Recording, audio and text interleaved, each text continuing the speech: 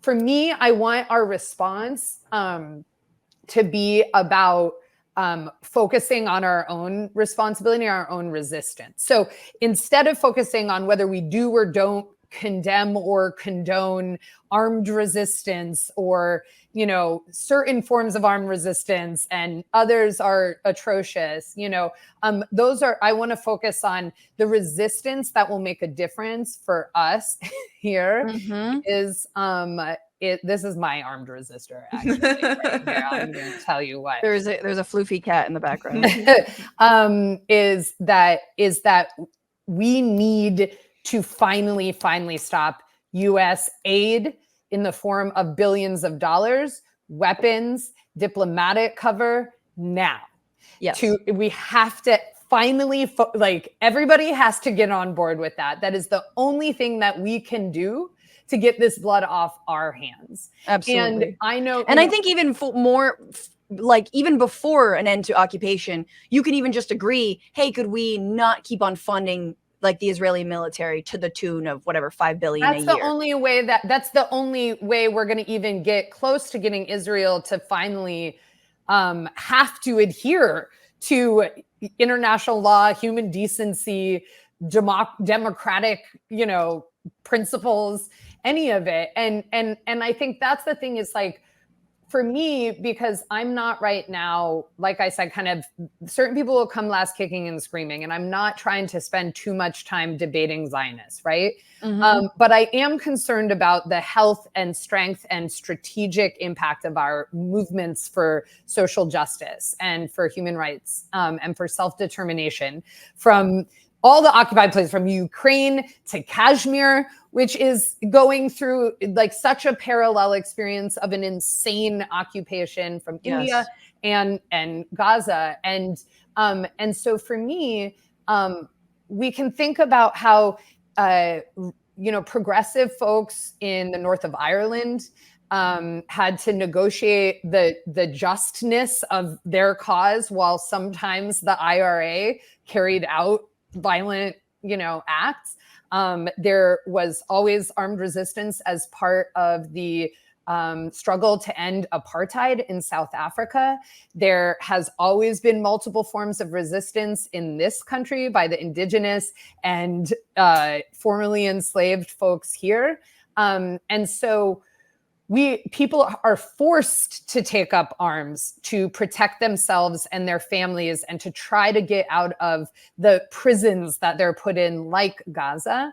But the issue for me is that Israel funded Hamas and undermined all the more secular and progressive Palestinian resistance in ways that also undermined Palestinian society. And they're undermining it all the time by cutting off economic possibilities and destroying the social fabric and the religious institutions and education and all of these, and including supporting the rise of Hamas, which is not a feminist organization, which is not a democratic organization, right? Because Israel knows that all of, like, in the 80s during the uprising, the Intifada, then what was happening was young people and women were really taking so much leadership, and there was all kinds of really awesome social change happening within Palestinian society. And that's a real threat to Israel's hegemony.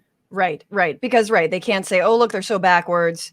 It doesn't, again, work with the PR campaign, supposedly. And also it makes for stronger people. Like, literally, it's not even just the PR. 100%. Yes, it involves more of civil society. And there's so much to say. I mean, in terms of the US's role, I think that's where we need to maybe end this and talk about, you know, the US sent a warship off the coast of Gaza, the SS Gerald Ford. It's got 5,000 personnel. It's all kinds of newfangled military weaponry, as if 100 fighters pose any kind of threat to a warship. But anyway, Joe Biden obviously doubling down his support. Anthony Blinken basically saying, look, y'all are saying that Iran was involved. There's no evidence of that, but okay. Biden getting told by Republicans that it's basically his fault because, you know, there was a deal negotiated to release prisoners, and there was a $6 billion unfrozen from Iranian accounts. To say nothing of the fact that the Iran deal's dead. Hello, like that's that's made us all less safe. But then this was back to the attempts at negotiation earlier. This was from that same Intercept article. The U.S. government under Trump and Biden remained AWOL in the years since and left the situation in the territory to fester, while U.S. diplomats spent time in distant Dubai and Riyadh, dreaming up splashy new economic and political agreements to sell as successes to domestic audiences. Under Biden, the U.S. has devoted little effort to seeking even tactical detente, let alone peace between Israel and Palestinians, preferring instead to continue the Trump administration's approach of ignoring Palestinians to seek a quid pro quo diplomatic deals between Israel and foreign Arab and Muslim countries with whom Israel has no direct conflict. So it's like, yeah, who cares that they're going to make a deal with like UAE? So also to say nothing of the fact that Biden didn't move the embassy out of Jerusalem, which was an incredibly bold move under Trump. And finally, let's look at, because look, unlike in the 80s and unlike in 2014, as recently as that, or during obviously the second Intifada either, we didn't have progressives in Congress saying things like Rashida Tlaib, right? Who is Palestinian herself, who saying she grieves the loss of life, determined to fight for a future as determined as ever.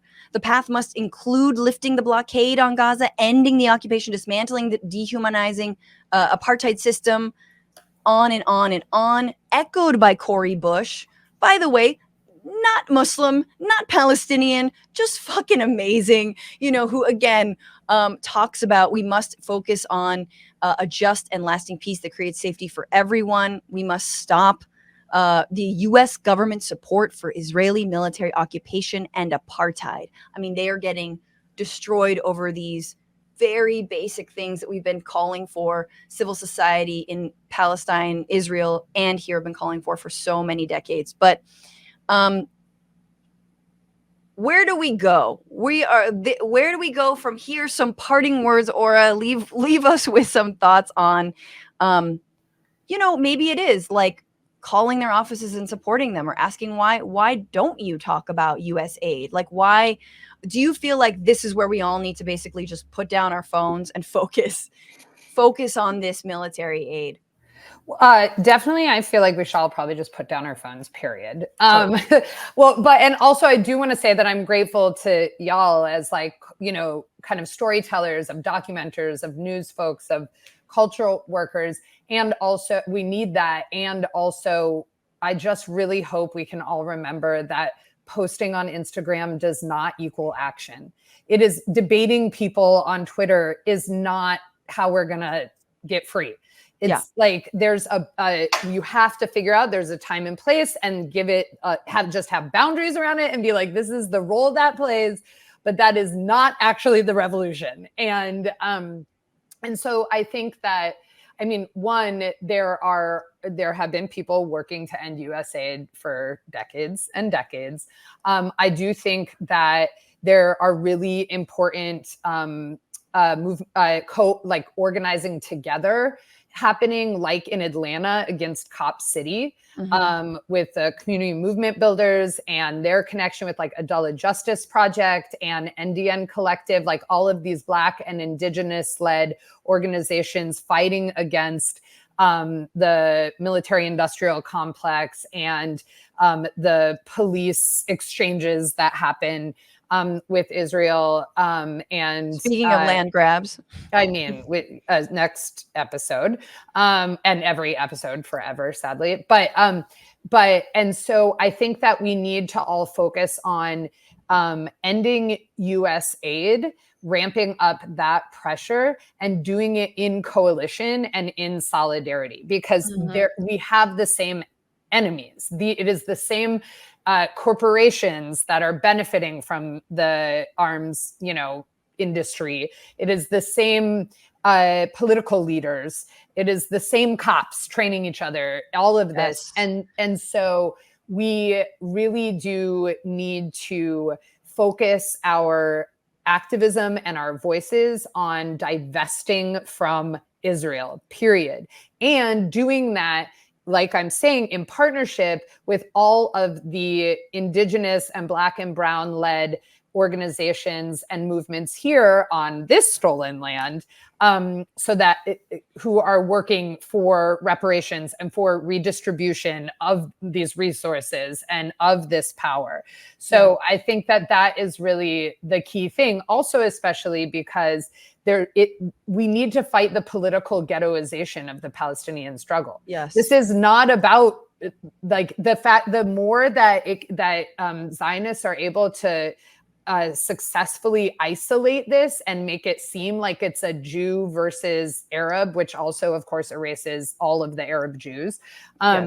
Or like you said, misconstrues it as a religious quote unquote conflict when it's actually a very intense geopolitical one, and then the more that we can then strengthen all of our movements, right, globally, for decolonization and for building local governance.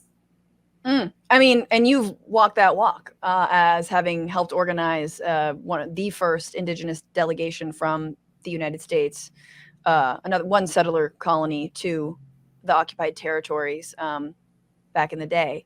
And we just passed Indigenous Peoples Day just yesterday. So I think that's really important to remember. And thank you for being here, Aura. Thank you for all of your work and your insight and your brilliance. And I really hope, look, a lot's going to change even in a week. People who are calling us baby killers, we'll see how that all plays out in a week when however many thousands more Palestinians die needlessly. I also think in the immediate, we need to talk ceasefire. Anthony Blinken tweeted about a ceasefire. That dude deleted his own fucking tweet because you can't even say ceasefire right now without being called like a terrorist or that you're on the side of terrorism. Wild. Is insane. It's like, no. We want violence to keep going. Yep.